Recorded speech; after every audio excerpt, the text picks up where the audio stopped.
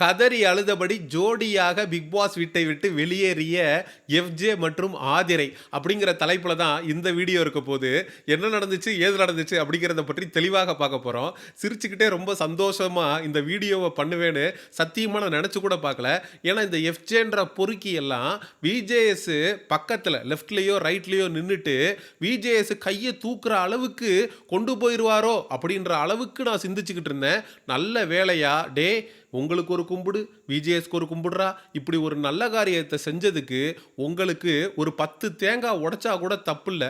Big pass வீட்டுக்குள்ளே இருந்துக்கிட்டு அவன் போட்ட ஆட்டம் என்ன, அட்டூழியம் என்ன, அவனால் ஒரு பெண்ணு கேமை தொலைச்சிட்டு லைஃப்பை தொலைச்சிட்டு பிக் பாஸ் வீட்டை விட்டு அவனுக்கு முன்னாடியே எவிக்ட் ஆகி போயிட்டா. இந்த வீணாங்கிற பொண்ணெல்லாம் டாப் 5ல் வரும் அப்படின்னு சொல்லி நம்மெல்லாம் யோசிச்சுக்கிட்டு இருந்தோம். பல ரிவ்யூவர்ஸு வியனா ஆன் பாயிண்ட் பேசுதுங்க, வேற லெவலில் வந்து பெர்ஃபார்ம் பண்ணுதுங்க அப்படின்னு சொல்லி கொண்டு இருந்த வேளையில் டாப் 5ல் வரக்கூடிய கண்டஸ்டண்ட்டை 70வது நாளே எவிக்ட் ஆகி போனதற்கு முக்கிய காரணம் இந்த பொறுக்கி எஃப்ஜே. அவன் அந்த பொண்ணோட சேர்ந்து பண்ண லவ் கண்டென்ட் தான். இந்த வீணான்ற பொண்ணு 2வது 3வது வாரத்தில் அந்த பொண்ணை பார்த்து ஸ்ட்ரிப் கிளப் டான்சர் அப்படின்னு சொல்லியிருப்பான் அந்த எஃப்ஜே. அப்போ இந்த எஃப்ஜே கிட்ட வந்து என்னை பற்றி நீங்கள் எப்படி அப்படி சொல்ல போச்சு, வெளியில் என்னுடைய ஃபேமிலி எல்லாம் பார்த்துட்டு இருக்காங்க, நீங்கள் எப்படி அப்படி சொல்லலாம், நான் இன்ஸ்டாகிராம் யூஸ் பண்ணதே 1 வருஷத்துக்கு முன்னாடி தான், இந்த பிக் பாஸ் வாய்ப்பெல்லாம் எனக்கு கஷ்டப்பட்டு கிடச்சிருக்கு, இந்த மாதிரிலாம் என்னை பற்றி பேசி வெளியில் தப்பாக ப்ரொஜெக்ட் பண்ணாதீங்க அப்படின்னு பேசினா அதே வியனா இவங்கூடையே வந்து லவ் கண்டென்ட் பண்ணும்னு நம்ம சத்தியமாக நினச்சி கூட பார்க்கல. இவனை கேட்கறதுக்கு நாதி இல்லையா, இவனை வச்சு செய்கிறதுக்கு யாருமே இல்லையா அப்படிங்கிறப்ப தான் ஆதிரையை ரீஎன்ட்ரியாக ஒயில் கார்டு என்ட்ரியாக பிக் பாஸ் வீட்டுக்குள்ளே திரும்ப அனுப்புகிறாங்க. ஆனால் சத்தியமாக ஒரு விஷயத்தை எஃப்ஜே நினச்சி கூட பார்த்துருக்க மாட்டான். எஃப்ஜே எப்படியாவது ஆதிரை நமக்கு முன்னாடி 2வது தடவை எவிக்ட் ஆகி போயிடணும் அப்படின்னு யோசிச்சுட்டு இருந்திருப்பான். அப்படிலாம் இல்லை ராஜா, நட்டில் வச்ச நினச்சியா நட்டில் வச்ச நினச்சியா, நட்டில் வச்ச அப்படிங்கிற மாதிரி சேர்ந்து போப்பா ராஜா, நீ ஆதிரையோடய சேர்ந்து போ. 2 பேருமே போய் ஒன்றா கேரவேரில் உட்காருங்க. ஏன்னா கேமரா இருக்கிறதுனால ஆதிரையால் காரி துப்ப முடியாது. ஆனால் வெளியில் ஒன்றா போகும்போது கையை பிடிச்சி கூப்பிட்டு போய் வா எஃப்ஜே வா, ஒன்றும் பிரச்சனை இல்லை, வா வெளில வா பேசிக்கலாம், உன்ட்ட பேச வேண்டியது நிறையா இருக்குது அப்படின்னு கூட்டிகிட்டு போய் கேரவேனில் உட்கார வச்சு ஆதிரை காரி துப்புனாலும் ஆச்சரியப்படுவதற்கில்லை. ஆதிரை மற்றும் எஃப்ஜே 2 பேரும் சேர்ந்து தான் ஒரு கண்டென்ட்டாக பண்ணுறாங்க, அதில் நமக்கு மாற்று கருத்து இல்லை. ஆனால் அதனால் பாதிக்கப்பட்டது யார், ஆதிரை. எஃப்ஜே அதிகபட்சமான நாட்கள் உள்ளே இருக்கான். அதாவது ஆதிரை 2வது தடவை உள்ளே போய் எஃப்ஜேவோட எவிக்ட் ஆகி வந்திருக்காங்க. ஆனால் எஃப்ஜே வெளியிலேயே வராமல் கிட்டத்தட்ட 75 நாள் இவனுக்கெல்லாம் எவனும் ஓட்டு போட்டிருக்க மாட்டான். இவனை பார்த்தாலே இரிட்டேட்டிங்காக இருக்கும். இவன் மூஞ்சியை 2 நிமிஷத்துக்கு மேலே நம்மளால் பார்க்க முடியாது. அவன் குரலை வந்து 5 நிமிஷத்துக்கு மேலே நம்மளால் கேட்க முடியாது. அவன் பீட் பாக்ஸிங் அப்படிங்கிற பேரில் எச்சியை துப்பி வைக்கிறதெல்லாம் பார்த்து சகிச்சுக்கிட்டு இருக்க முடியாது நம்மளால். பிக் பாஸ் ஆடியன்ஸ் எல்லாம் இவன் எப்படா ஒளிவான், எப்படா பிக் பாஸ் சீசன் 9 தமிழை விட்டு வெளில போய் தொலைவான் அப்படின்ற மனநிலைக்கு வந்துட்டாங்க. எனக்கு இதே மனநிலை இதுக்கு முன்னாடி எப்போ இருந்துச்சுன்னா, சீசன் 7ல் காஜி நிக்சன் அப்படின்னு ஒருத்தன் இருந்தான். அவனும் இதே மாதிரி தான் லவ் கண்டென்ட்ன்ற பேரில் ஒரு பெண்ணுடைய வாழ்க்கையே கிட்டத்தட்ட அழியிறதுக்கு காரணமாக அமைஞ்சான். பூர்ணிமா அப்படின்ற பெண்ணோட, தன்னை விட வயது கூட இருக்கக்கூடிய பெண்ணோட சேர்ந்து லவ் கண்டென்ட் பண்ணி அவன்லாம் எப்படா வெளில போய் தொலைவான் அப்படின்னு யோசிச்சுட்டு இருக்கக்கூடிய சூழலில் 90 நாள் இருந்துட்டு போனான். இன்னும் எவன் கூடிய கெடுக்க காத்திருக்கானுன்ற மாதிரி இவனெல்லாம் 75 நாள் 3 வேளை உள்ளே உட்கார வச்சு சோறு போட்டு அனுப்புறாங்கன்னா புரியவே இல்லை. திவாகரெல்லாம் நீங்க வச்சிருக்கலாம்டா, இவனை வந்து நீங்க வச்சிருந்ததுக்கு இவனெல்லாம் நீங்க 40 நாள் 30 நாள் அப்பயே எவிக் பண்ணி வெளியில் அனுப்பிச்சிருக்கணும். இவன் என்ன பண்ணி கிழிச்சான் அப்படின்னு பிக் பாஸ் வீட்டுக்குள்ள வச்சிருந்தாங்க நமக்கு சத்தியமா தெரியல. வல்லவன் டாஸ்க்குங்க, சிம்பு மாதிரி கெட்டப் போட்டு பெர்ஃபார்ம் பண்ணணும்னு ஒரு டாஸ்க்கு கொடுக்கப்படுது. பல்லெல்லாம் கொடுத்து ட்ரெஸ்ஸுக்கு எல்லாம் கொடுத்து கண்ணாடியெல்லாம் கொடுத்து பெர்ஃபார்ம் பண்ணுறான்னா நான் ஒரு இன்ட்ரோவர்ட் அப்படின்னு சொல்லிட்டு பெர்ஃபார்மே பண்ணலை. பிக் பாஸ் நீ டாஸ்க் பண்ணி கிழிச்சது போதும், பாதியிலே வந்து வெளில போ அப்படின்ட்டார். பிக் பாஸ் வரலாற்றிலேயே முதல் முறையாக ஒரு டாஸ்க் நடந்து கொண்டு இருந்தப்ப ஒரு கண்டஸ்டண்ட்டை வெளியில் உட்காருன்னு சொன்னது இந்த சீசனில் இதுவே முதல் முறை. இந்த எஃப்ஜேன்றவன் தான் முதல் ஆள்.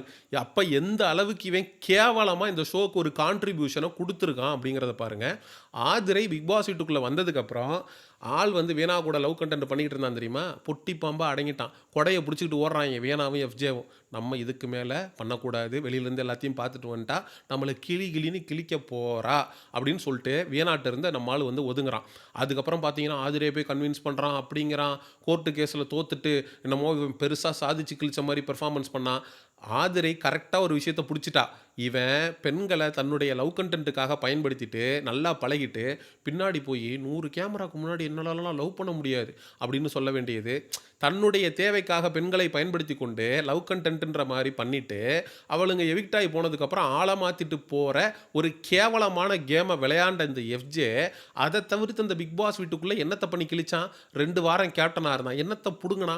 ஒன்றுமே பண்ணலை. எனக்கு தெரிஞ்சு இந்த வாரம் எஃப்ஜேவை மட்டும் அமைச்சிருக்கலாம். ஆதிரே உள்ளே வச்சிருக்கலாம். ஆதிரை தன்னுடைய 100% எஃபர்ட்டை எல்லா டாஸ்க்லையுமே போட்டா. நேற்று நடந்த கேப்டன்சி டாஸ்கில் முதற்கொண்டு ஆதிரை வேறு லெவலில் பெர்ஃபார்ம் பண்ணியிருந்தான். அந்த பால் டாஸ்கில் அந்த பலூன் மாதிரி இருக்கும், அதில் உட்காந்து வர டாஸ்க் இருக்குல்ல, அதில் வந்து செகண்ட் பிளேஸ் வந்தா. உண்மையிலேயே ஆதிரை வந்து செகண்ட் என்ட்ரிக்கு அப்புறம் உண்மையிலேயே வேறு லெவலில் ஒரு கம்பேக் கொடுத்துருந்தா. எல்லா டாஸ்க்லையுமே ரொம்ப எஃபர்ட் போட்டு விளாண்டா. அந்த பாட்டை கண்டுபிடிக்கிறதுலாம் வேறு லெவலில் பட்டையை கிளப்பிட்டா. 5 பாட்டையும் கரெக்டாக கண்டுபிடிச்சி வேறு லெவலில் ஒரு கேம் ஆட ஆரம்பித்தா. At the end of the day எஃப்ஜேவோட தான் ஆதிரையை அனுப்பணும் அப்படின்னு டீம் முடிவு பண்ணியிருக்காங்கன்னா நம்ம ஒன்றும் பண்ண முடியாது. அண்ட் ஆதிரைக்கு ஒரு சூப்பர் பவர் ஒன்று கிடச்சிருந்தது. 24 ஹவர்ஸ் தன்னுடைய பேரண்ட்ஸை ஃப்ரீ ஸ்டாஸ்குள்ளே வர்ற பேரண்ட்ஸை வைத்திருக்கலாம் அப்படின்னு.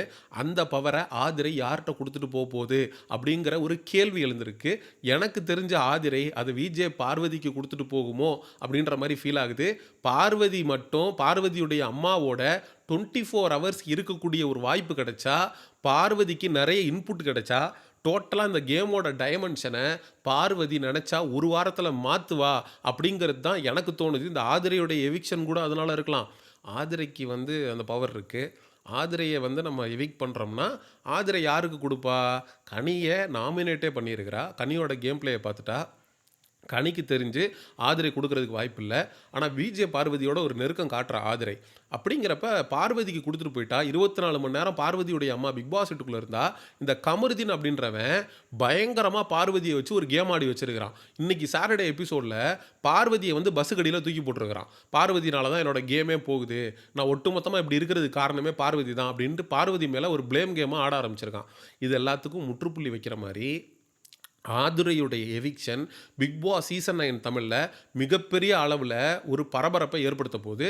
ஏன்னா அதை பார்வதிக்கு கொடுத்தா அந்த 24 ஹவர்ஸ் சூப்பர் பவர் அப்படின்னா கண்டிப்பாக அதை பார்வதி வேறு லெவலில் ஒட்டு மொத்தமாக வெளியில் என்ன நடந்துச்சு அப்படிங்கிற எல்லாத்தையும் பார்வதி வாங்கிட்டான்னா அங்கே இருக்கிறவங்களுடைய சோலி முடிஞ்சிச்சு. குறிப்பாக அதில் முதல்ல பலியாக போகிறது யாருன்னு கேட்டிங்கன்னா நம்மளுடைய கம்மு மாமா தான். கம்முவை கம்மங்கூழ் போட்டு குடிச்சிருவாங்கிறதுல நமக்கு மாற்று கருத்து இல்லை.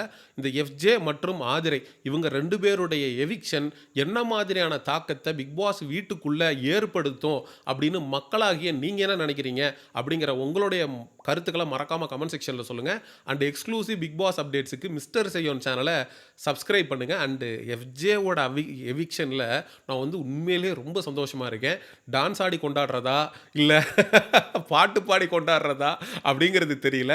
மறக்காமல் நீங்கள் கமெண்ட் பண்ணி வேறு லெவலில் கமெண்ட் செக்ஷனில் கொண்டாடுங்க. சரி, see you in the next video. Bye bye.